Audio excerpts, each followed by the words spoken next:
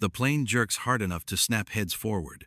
A sharp metallic groan runs through the cabin, low and angry, followed by the chime of the seatbelt sign flashing on again. Overhead bins rattle. Someone gasps. Someone swears under their breath. Coffee sloshes onto a tray table. In seat 8A, a man is asleep. His head is tilted toward the window, breath slow, mouth slightly open. His hoodie is faded, the cuffs worn thin. The airline blanket barely covers his legs. Pressed against his side is a small girl with tight braids and pink headphones that aren't playing anything. Her eyes are wide. She doesn't move. She doesn't wake him. The intercom crackles. "Ladies and gentlemen," the captain says, voice steady but tight. "This is Captain Maribel Knox from the flight deck. We're dealing with an unexpected situation. Please remain seated." The plane dips again. Sharper this time. A baby cries. A man in the aisle grips his armrest like it might break off. The girl in 8A squeezes the sleeping man's sleeve, just enough to feel him there. The captain speaks again. Slower now. Each word lands heavy. "If there are any current or former combat pilots on board, please make yourself known to a flight attendant." Silence spreads fast. Not quiet, just empty. No one moves. People look left, then right, eyes scanning faces they don't know, hoping someone else will stand. A man in a pressed suit near the front scoffs and shakes his head. A woman whispers a prayer. The plane hums, strained, like it's holding its breath. Seat Osama doesn't change. The girl swallows. Her hand creeps higher on his arm. Her voice is small. "Daddy?" He doesn't answer. A flight attendant steps into the aisle, smile frozen, hands shaking as she waits. The captain doesn't repeat the question. She doesn't have to. Everyone heard it. Everyone understands what it means. "Hey, I'm really glad you're here. Be honest. Have you eaten today? What did you have? Tell me that. Your location and the time. And if you're new, help me prove something wrong. My mother said drill stories would never reach 10,000 subscribers, but stories like this deserve to be heard. So don't leave without subscribing. It feels empty when you come in and leave without saying a word. Now, let's continue." The plane jolts again, harder than before. A warning tone beeps once, then twice. The girl in 8A finally shakes him, panic breaking through. "Dad, wake up, please." His eyes open. Not wide, not confused, just open. They lock forward first, not on her, not on the shaking cabin, but on nothing at all. His jaw tightens, his breathing changes. The air around him seems to still, while the rest of the plane trembles. Another announcement starts, then cuts off mid-word. The lights flicker. In seat 8A, the man straightens slightly, one hand closing around his daughter's fingers, the other already bracing against the armrest as if he knows exactly what's coming next. The warning tone comes back, louder this time, 3 sharp beeps that slice through the cabin. The plane shudders and tilts left, fast enough that loose items slide across tray tables. Someone yells. Oxygen masks don't drop, but people look up anyway, waiting for them. The man in seat 8A is fully awake now. He doesn't rush. He doesn't panic. He sits up straight, shoulders squared, eyes focused forward like he's counting something only he can see. His daughter, Naya, presses closer, her forehead against his arm. He tightens his grip on her hand once, just once. It's steady, intentional. A flight attendant stumbles past, catching herself on a seat back. Her name tag reads, Tamika. Her voice shakes as she speaks into the cabin. "Sir, ma'am, please remain seated." From the front rows, a man stands anyway. Landon Price. Loud suit, louder voice. "This is ridiculous," he snaps. "Why would a commercial plane need a combat pilot? This isn't some action movie." The words hang there. Wrong timing. Wrong tone. The plane dips again. Nye whimpers. The man in 8A closes his eyes for half a second, then opens them and looks at the aisle. He exhales through his nose, slow, like he's letting something heavy settle into place. Tamika glances back toward him, then away. She's scanning faces, desperate. Her eyes pass over him without stopping.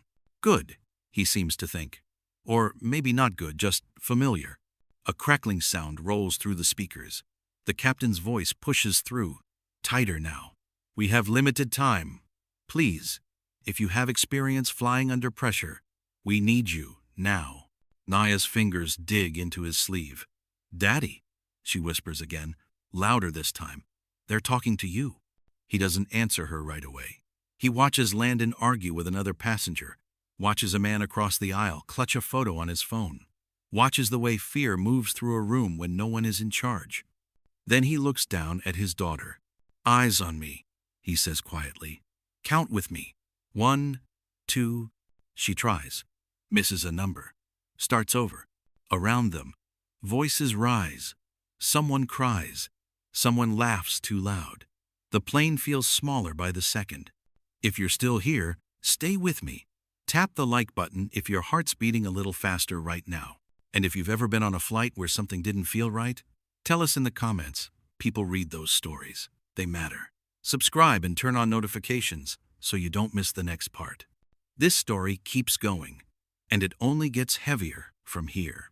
The man in 8A shifts his feet under the seat, testing the floor like it might move. His hands are steady. His jaw sets. The intercom clicks again. Sir, in the gray hoodie, the captain says suddenly. Seat 8A, please raise your hand. The cabin goes silent. Every head turns toward him as Naya looks up, eyes wide, and the man finally lifts his gaze straight toward the cockpit door, just as the plane drops hard enough to make everyone scream. The drop ends as fast as it starts, leaving the cabin tilted and breathless. A woman sobs openly now. Someone vomits into a paper bag. The overhead lights buzz, dim, then steady again. The man in seat 8A raises his hand halfway, then lowers it when another jolt shakes the aisle. The captain's voice comes back, sharper. Sir, if you can hear me, we need you. Please respond. Every eye stays on him. Judgment, hope, fear, all of it stacked together. Landon Price scoffs again, louder this time. You've got to be kidding me. That guy looks like he can barely afford the flight. A few people nod. Others look away, ashamed but silent. The man in 8A doesn't look at Landon. He leans closer to Nya, his mouth near her ear so only she can hear. Remember what I told you about loud people, he says. They talk so they don't have to listen. Her breathing is fast. He matches it, slow on purpose. She follows without realizing. Tamika edges closer down the aisle, her shoes squeaking on the carpet. She stops beside him, eyes searching his face. Sir, she says, voice low now. The captain is asking for you. Do you have any flight experience? He looks at her name tag, reads it, meets her eyes. For a moment, something passes between them, recognition without history. He nods once. Yes, he says. It's not loud. It doesn't need to be. A murmur ripples through the cabin. Landon laughs, sharp and ugly. Experience doing what? Video games? Naya stiffens. The man's jaw tightens. He keeps his voice calm. You should sit down. That makes Landon angry. He steps closer into the aisle, chest puffed, blocking Tamika's path. You don't tell me what to do. The plane shudders again, longer this time, like it's grinding against invisible hands. A warning light flashes near the ceiling. Tamika gasps. The man in 8A stands. Not fast, not slow, just enough that everyone notices. He's taller than Landon by a head. Broader, too. The hoodie hides it, but standing reveals the shape of someone built by work, not Jim's. His eyes never leave the cockpit door. I said, sit down, he repeats. Landon hesitates. Just a second. Then he scoffs and backs away, muttering. The man turns to Tamika. You need to tell the captain I can help, but I won't leave my daughter unless she's safe. Naya looks up at him, fear cutting through her brave face. You're not leaving me. He kneels so they're eye to eye. His hands rest on her shoulders, firm, grounding. I'm right here, he says, and I need you to be strong for me now. If this moment is hitting you, don't keep it to yourself. Share what you're feeling in the comments. Someone else needs to read it. Subscribe and turn on notifications so you don't miss what happens next, because the next choice he makes changes everything. Tamika nods, already speaking into her headset, as alarms pulse softly in the background. The cockpit door unlocks with a heavy click, and as it cracks open, the captain's voice drops to a whisper that carries through the cabin. "We just lost another system."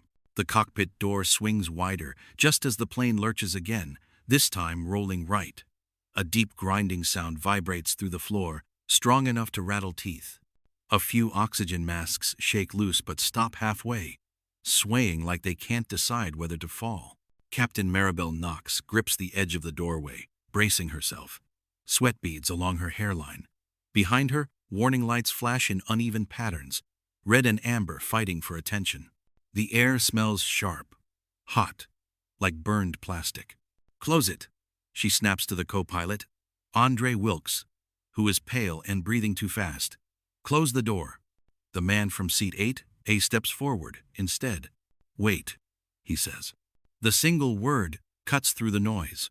Andre looks at him, eyes wild. "We don't have time for this." Another alarm screams, higher pitched. Andre flinches. Captain Knox studies the man closely now. His posture, his eyes, the way he plants his feet when the plane shudders again, knees bending without thought. She notices how he doesn't grab for anything to steady himself. "What's your name?" she asks. "Malik Freeman," he answers. Naya's voice cuts through from behind him. "Daddy!" He turns his head just enough to see her.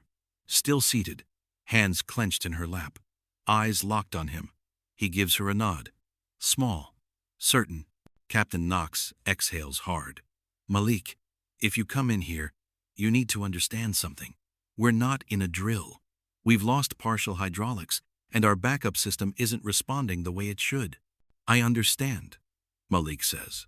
Landon Price pushes forward again, red-faced, pointing. "This is insane. You're letting some random guy—" "Sit down." Captain Knox's voice cracks like a whip.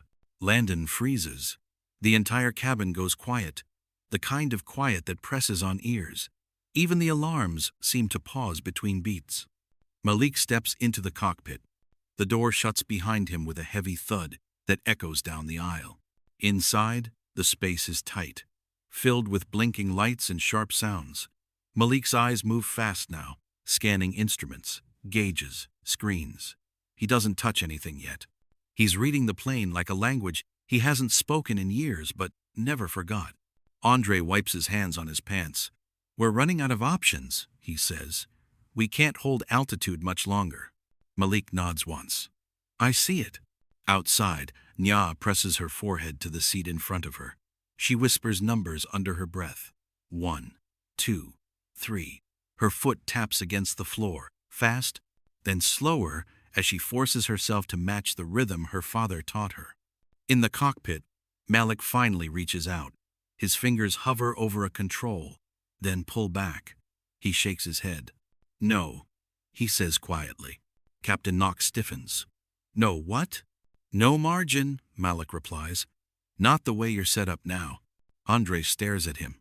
"Then what are you saying?" Malik looks up, meeting the captain's eyes. For the first time, something heavy flashes across his face, old, contained, dangerous.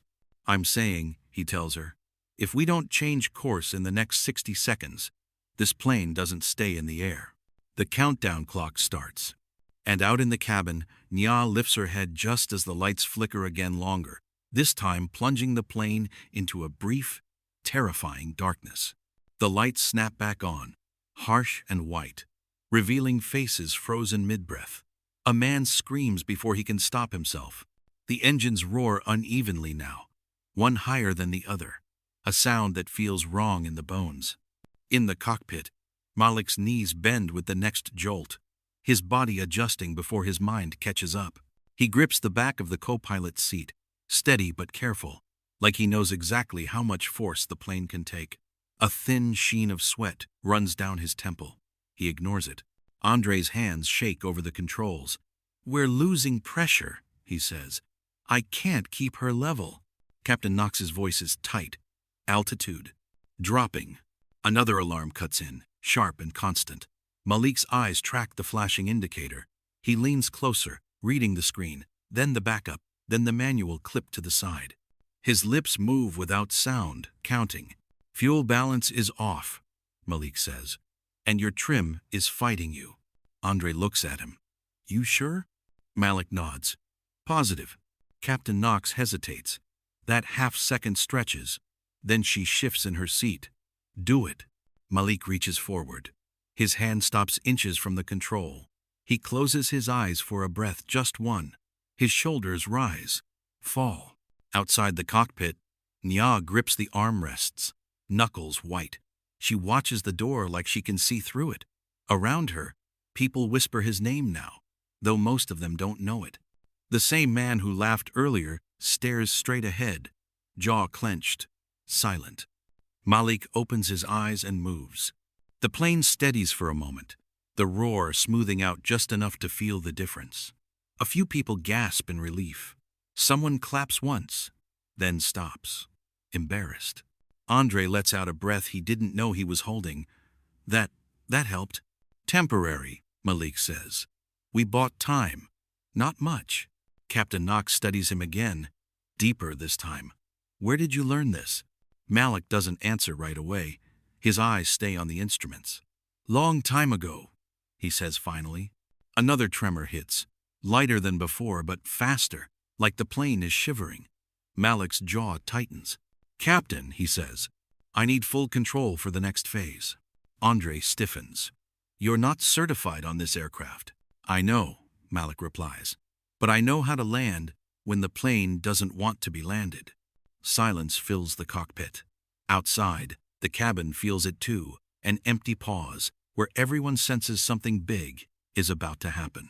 If you're still with me, type I'm here in the comments. Let others know they're not alone watching this. Subscribe and turn on notifications so you don't miss what comes next, because the next decision is the one that decides who walks off this plane. Captain Knox looks at Malik, really looks at him. Then she nods. You have it. Andre unstraps, sliding back just enough to give Malik space. Malik steps in, hands settling on the controls like they belong there. The plane dips again, harder this time. Malik exhales slowly. Naya, he whispers, though she can't hear him. Stay with me. The altitude warning blares, and the runway lights flicker into view on the distant screen, far closer than anyone expected. The cockpit jolts as crosswinds slam the nose sideways, hard enough to make the panels creak. Malik's hands tighten on the controls, knuckles pale, forearms locked. The engines answer late, a lag that makes Andre suck in a sharp breath. Wind shear, Andre says. I feel it, Malik replies, already adjusting. On the screen, the runway lights wobble, then blur. The plane fights him, stubborn and heavy. Malik leans into it, feet pressing the pedals with measured force. His jaw clenches. A muscle jumps in his cheek. He doesn't blink. Captain Knox's voice stays calm, but her eyes don't. We're coming in hot. Not for long, Malik says. Outside the cockpit, the cabin sways. Bags thump against legs. Someone screams his name again. Someone else's voice joins it. Nya stays quiet, eyes locked on the door, lips moving as she counts. Her foot taps once, then stills. She presses her palms flat to her knees like she was taught. Landon Price stands despite the shaking, pointing toward the cockpit door. This is reckless, he shouts. You can't just hand over a plane to... A flight attendant steps into his space. Sit. Down. Her voice is steady now. He hesitates, then folds into his seat, face burning. In the cockpit, Malik glances at a gauge, then another. He shakes his head. We're light on lift. Andre swallows. We're out of options. Malik's eyes flick to the side window, then back to the runway. He adjusts again. Small movements. Precise. The plane steadies just enough to breathe. Captain Knox watches him. You're flying like you've done this before. Malik doesn't answer. The memory presses in fast, unwanted, but he keeps it out with effort. He focuses on the numbers, the sound of the engines, the feel of the stick. A sudden jolt snaps the nose up. Alarms flare. Andre reaches for a control. "Don't," Malik says. "Calm. Firm." Andre freezes. The plane levels, barely. Malik exhales through his nose, slow and controlled. Sweat drips from his chin onto his hoodie. He ignores it. Outside, Naya leans forward, seatbelt tight across her chest. She whispers, "You've got this," to the door. Back in the cockpit, the runway lights rush closer, faster than they should. Malik's eyes narrow. "Captain," he says, "we're going to touch down hard." Captain Knox nods. "Do what you have to do." Malik shifts his grip. His shoulders square. He makes one last adjustment, then another. The wheels scream as they meet the runway, too fast, too rough. The plane slams, bounces once, twice. Naya cries out. Inside the cockpit, Malik grits his teeth and forces the nose down, fighting the rebound. "Hold it," Andre yells. "I am," Malik says. The plane hurtles forward, runway lights streaking past. And then another alarm blares, louder than the rest, as Malik realizes the brakes aren't responding the way they should. The plane doesn't slow. The runway lights smear into long white lines as the tires scream, a raw sound that cuts through the cabin and drills into bones. Malik pumps the brakes again. Nothing. The nose shudders, drifting left, then snapping back. "Brakes aren't biting," Andre says, voice tight. "I know," Malik replies. Another warning tone joins the chaos. Lower this time, steady and unforgiving. Captain Knox grips her armrest, knuckles locked. The end of the runway is rushing toward them faster now, the black edge growing wider with every second. In the cabin, bodies press back into seats as the deceleration never comes. Someone shouts. Someone else prays out loud. Nia's hands fly to her ears, but her eyes never leave the door. Her chest rises and falls too fast. She forces it slower, copying the rhythm she knows by heart. Malik's jaw tightens. He eases off, then re-engages, testing, feeling for any response. The plane fights him, heavy and stubborn. His shoulders tense, a familiar pressure crawling up his spine. Captain Knox looks at him. "What else do we have?" For a split second, Malik doesn't answer. His eyes flick to a scar on his wrist, pale against dark skin, half hidden by the sleeve. His breath catches. Just once. "I can ground loop her," he says. Andre's head snaps toward him. "That could tear the landing gear." "It could," Malik agrees. "But it'll stop us." Silence fills the cockpit. Not empty-loaded, the kind that hums in the ears. Captain Knox studies him. "You've done this before." Malik nods. "Once." She waits. He doesn't add anything. Outside, the cabin feels the plane veer slightly. Naya's breath hitches. She whispers, "Daddy," not loud enough for anyone else to hear. Malik swallows. The memory presses harder, now metal shrieking. A violent spin, a voice over the radio that never answered back. He pushes it down, jaw set, eyes forward. This is not that. This is now. "Captain," he says. Steady again. "I need clearance." Captain Knox looks past him, through the windshield, at the end of the runway racing toward them. Then she nods. "Do it." Malik turns the controls sharply. The plane yaws, tires screeching as one side digs harder than the other. The cabin erupts and screams as the world tilts. Bags fall. A body slams against an armrest. Naya cries out, then clamps her mouth shut, eyes squeezed closed as she counts under her breath. The plane shudders violently, metal groaning, momentum fighting Malik at every inch. He holds firm, muscles burning, teeth clenched. "Hold it!" Andre shouts. "I am," Malik says, voice strained but controlled. The runway edge rushes closer. The grass beyond it fills the windshield. And just as Malik pulls with everything he has left, a loud crack echoes through the cockpit's sharp final as something underneath the plane gives way. The crack is followed by a violent jolt that snaps everyone forward, then back.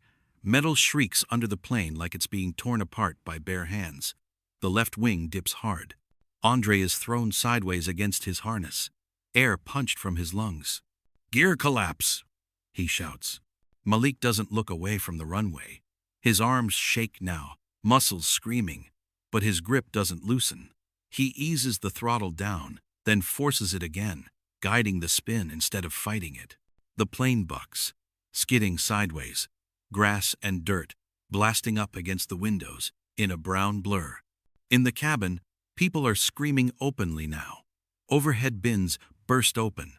A suitcase slams into the aisle. Naya is thrown against her seatbelt, breath knocked from her chest.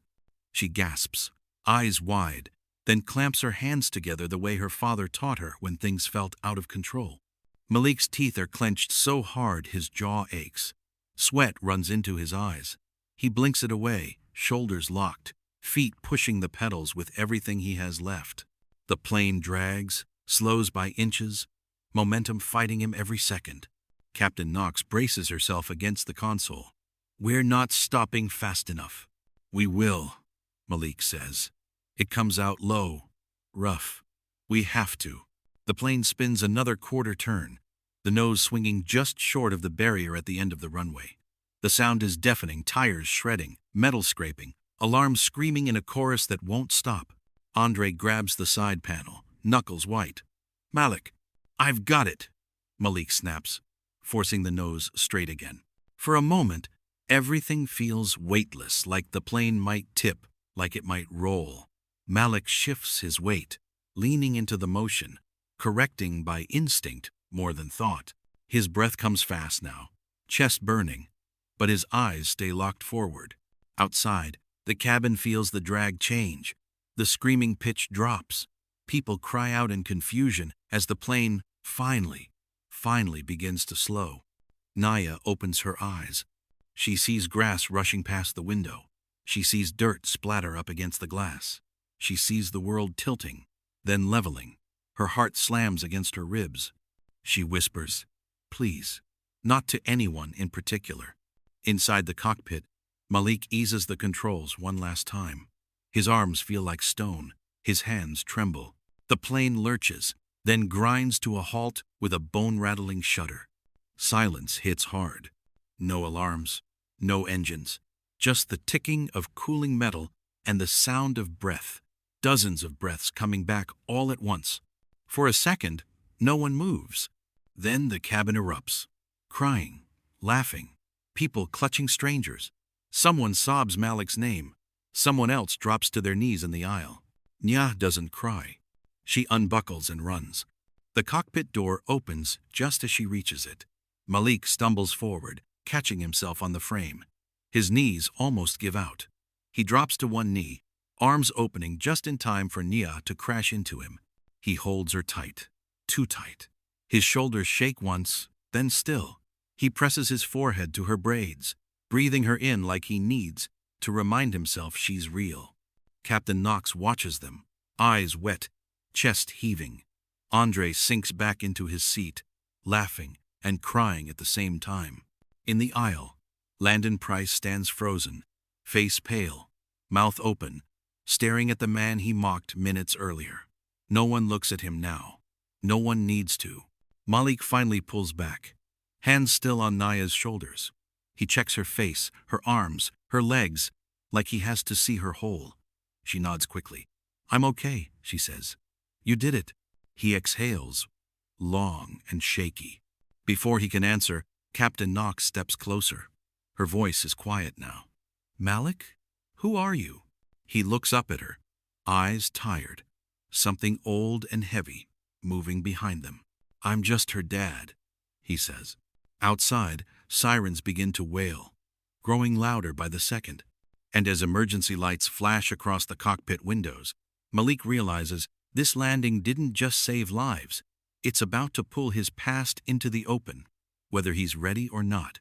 Sirens surround the plane now, red and blue lights washing over the windows in steady pulses. Emergency crews fan out across the runway, boots pounding, radios crackling. Doors open.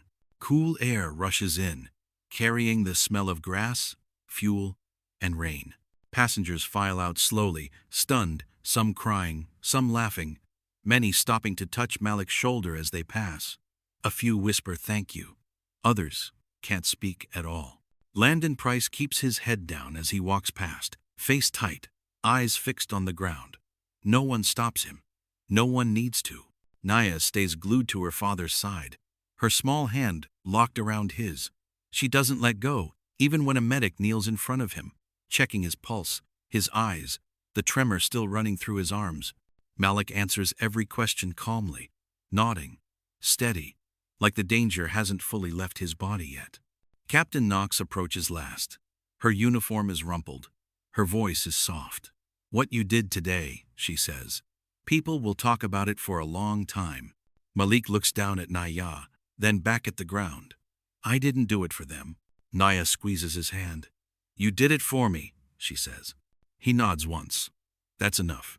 If this story stayed with you, if it reminded you of sacrifice, of quiet strength, of showing up even when you're tired, don't keep it to yourself. Share your thoughts in the comments. Someone out there needs to read them. Subscribe and turn on notifications so you don't miss the next story on this channel. These stories are about real people, real choices, and real hope. As Malik and Naya step off the plane together, cameras flash in the distance. Questions start forming. Doors open that he never planned to walk through again. He tightens his grip on her hand and keeps moving forward. Because whatever comes next, he won't face it alone.